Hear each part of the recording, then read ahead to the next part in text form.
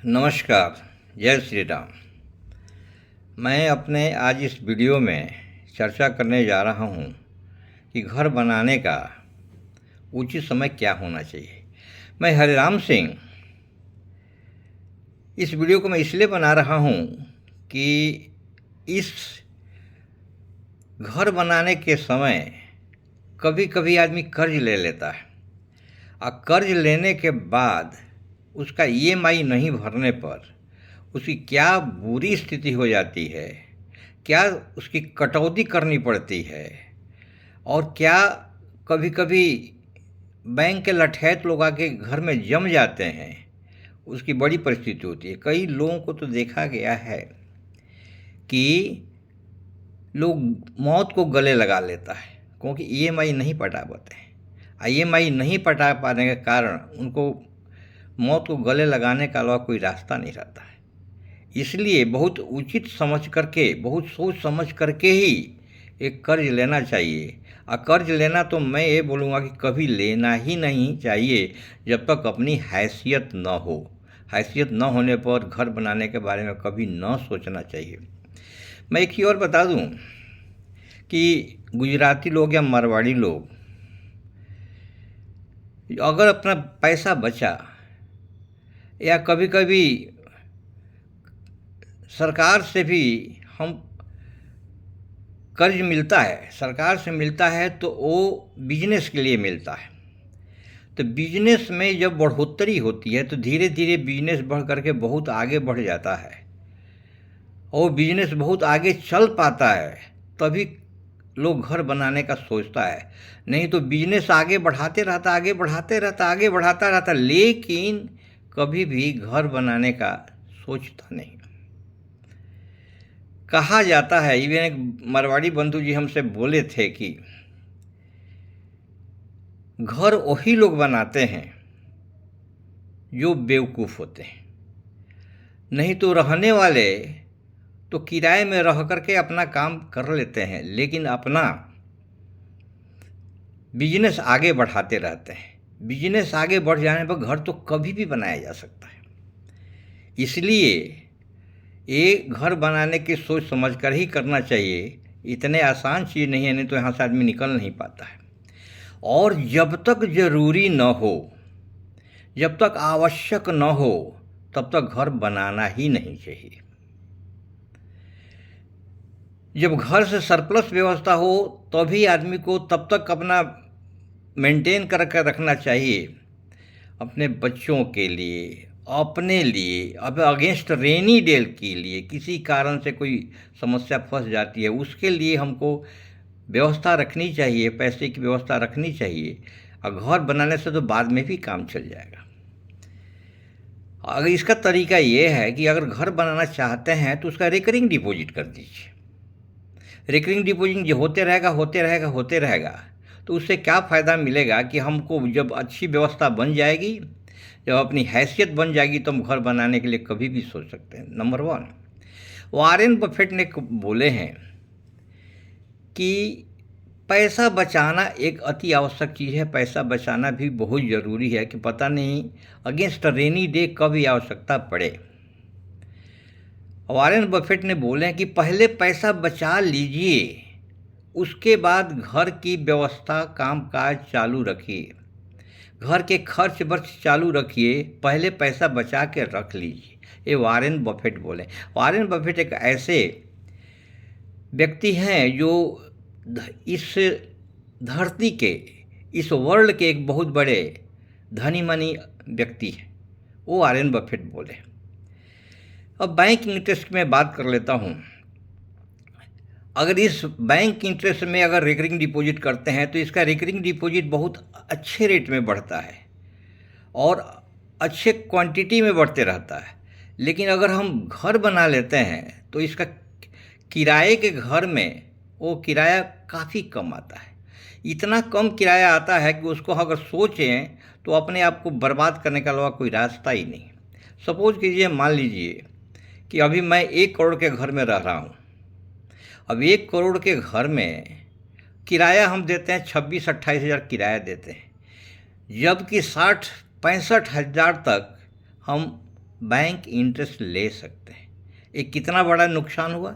इतना बड़ा नुकसान हुआ कि जिसको हम सह नहीं सकते।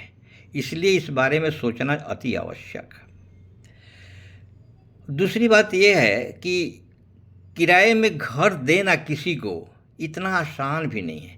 किराए में अगर घर देना है तो घर की रखवाली करनी पड़ती है, नहीं तो घर को ऐसे छोड़ा नहीं जा सकता है।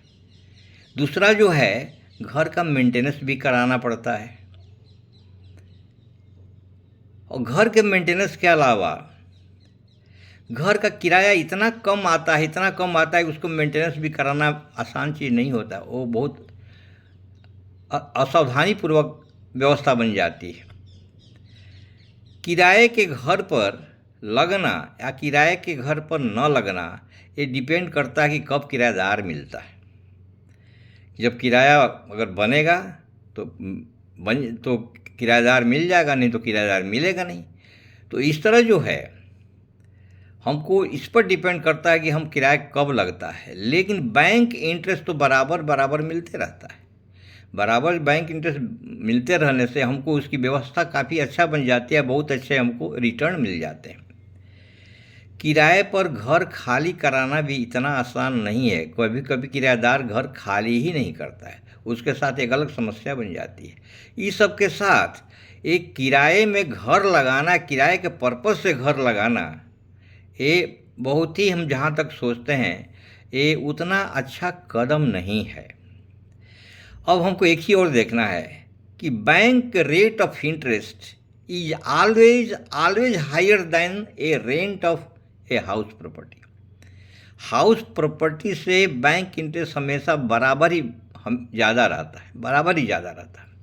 मैं आपको बता दिया कि 1 करोड़ के घर में अगर रह रहा हूँ तो उसके किराया देना पड़ता है 26 से 28 हज़ार तक देना पड़ता है। जब इसका 60 से 65 हज़ार तक बैंक इंटरेस्ट से किराया लिया जा सकता है, बैंक इंटरेस्ट को लिया जा सकता है, लेकिन किराएदार बहुत कम देता है। ये बहुत बड़ी बर्बादी का एक कारण है। अब हमको सोचना है कि ये घर कब बनाना चाहिए। ये बहुत बड़ा इम्पोर्टेंट, कब बनना चाहिए। मैं बता देता हूँ कि बिजनेस में अगर सरप्लस पैसा है तब घर बनाना चाहिए, नंबर 1। और नौकरी के पेशा में हैं तो रिटायरमेंट के 2 साल पहले, 3 साल पहले, 1 साल पहले एक घर बनाया जाना चाहिए, या रिटायरमेंट के 1-2 साल के बाद अंदर ही बनाना चाहिए। क्योंकि घर का रहना भी बड़ा ज़रूरी है, क्योंकि रोटी कपड़ा मकान भी एक अति आवश्यक चीज़ है। तो ये घर बनाने का ये माध्यम होना चाहिए, यही तरीका होना चाहिए कि बिजनेस में अगर सरप्लस पैसा है तभी बनाना चाहिए, नहीं तो नहीं बनाना चाहिए। अपना काम किराए के घर में रहा जा सकता है। नौकरी में रिटायरमेंट के 1 साल या 2 साल पहले बनाया जाना चाहिए, और नौकरी के बाद, रिटायरमेंट के बाद एक घर बनाया जाना चाहिए। इसके पहले अगर रेकरिंग डिपॉजिट है, सरल पैसा, तो रेकरिंग डिपॉजिट कर दी, अच्छी बात है, जब चाहे घर खरीदा जा सकता है। तीसरी बात इसमें और बता दूं कि घर के समय हमारी प्रायोरिटी बदल जाती है। हम घर कहाँ बनाना चाहते हैं, लेकिन हमको आवश्यक रिटायरमेंट का समय कहाँ की ज़रूरत पड़ेगी हमको आज पता नहीं है। बहुत पहले हम पता लगा भी नहीं सकते। इसलिए रिटायरमेंट का समय वो होना चाहिए ताकि आदमी अध्ययन कर सके कि हमारी आवश्यकता है कहाँ, जहाँ हम अच्छी तरह सेटल कर सके। इधर उधर घर बनाने से इतना आसान नहीं है कि हम इसको निकल सकें। लेकिन घर बनाने का एक फ़ायदा भी है। वो फ़ायदा क्या है? घर बनाने से हम सोशल स्टेटस मेंटेन कर पाते हैं। मैं इतना बढ़िया घर बना दिया, डबल स्टोरी बना दिया, ट्रिपल स्टोरी बना दिया, इतना बड़ा घर बना दिया, ये सोशल स्टेटस तो मिल जाता है। लेकिन इसके पीछे क्या परिस्थितियाँ गुजरती हैं वो बड़ा ही भयावह होती है। उसको सोच सोच के आदमी कांप उठ सकता है। बच्चे कामयाब अगर हो गए तो ऐसे भी आपके घर में बच्चे लोग रहने वाले हैं नहीं। अब बच्चे अगर नाकामयाब नहीं है तो उनकी कुछ तो मदद की जा सकती है, अपना व्यवस्था रख करके, अपने को अच्छी तरह से रख करके, और कम से कम रिटायरमेंट के समय हम घर कम रख करके भी अपने को सुरक्षित रह सकते हैं। और कामयाब हो गए तो बच्चे आपके घर में रहने वाले भी नहीं है। अगर नाकामयाब हुए किसी कारण से, भगवान ना करें ऐसा, तो कम से कम उनकी थोड़ी बहुत मदद तो की जा सकती है। पति या पत्नी रिटायरमेंट के समय कभी ना कभी कोई ना कोई गुजर सकता है। गुजरने के बाद उस घर में फिर कौन रहने वाला मिलेगा, वो एक व्यवस्था बन जाती है। वो घर को छोड़ के ही आना पड़ता है और कहीं अपनी व्यवस्था अलग से बनानी पड़ती है। आने वाली पीढ़ी बर्बाद हो जाती है अगर हम थोड़ी सी मदद अपने बच्चों को नहीं कर सके तो। अगर बच्चे अच्छी तरीका नौकरी नहीं पा रहा, बिजनेस नहीं कर पाए, कामयाब नहीं हो सके, तो उनकी थोड़ी मदद करके हम उनकी सहायता कर सकते हैं। तो इसलिए आने वाली पीढ़ी को बर्बाद न करके हम उनको हल कर सकते हैं, उनकी समस्या को थोड़ी बहुत हल कर सकते हैं। इवन राजा महाराजा लोग भी घर को बना करके, अच्छे अच्छे महल बना करके भी, वो राजा महाराजा किसी ने कोई घर में रह पाया क्या? आज उनके पीढ़ियाँ जो है उस घर में रह पाती है क्या? वो पीढ़ियाँ भी उनके घर में नहीं रह पाती। तो इस हालत में ये जितनी भी समस्याएं हैं, पीढ़ियाँ भी बर्बाद हो जाती है।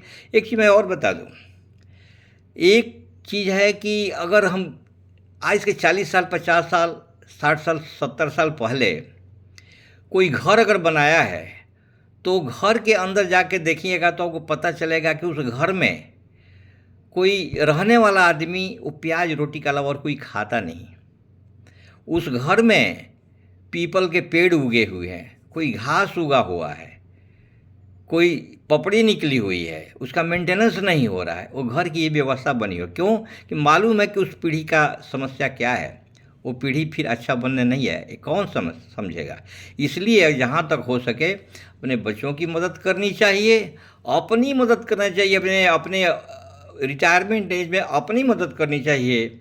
हम कहाँ रहें, कैसे रहें, हमारी स्वास्थ्य व्यवस्था कैसे रहेगी, इसको लेकर के भी मदद करनी चाहिए। इस तरीक़ा से मैं आपको ये बताना चाहूँगा कि इस वीडियो को अच्छा से अच्छा और ज़्यादा से ज़्यादा लोगों तक शेयर करिए, ताकि व्यवस्था को बनाया जा सके और कोई पीढ़ी या कोई आदमी या कोई नवयुवक ये अपने को घर बनाने की उत्सुकता में अपने को फंसा न सके। इसके साथ मैं आप लोगों को बोलूँगा कि आप कृपया लाइक करिए, शेयर करिए, सब्सक्राइब करिए। इसी के साथ थैंक यू वेरी मच। जय हिंद, जय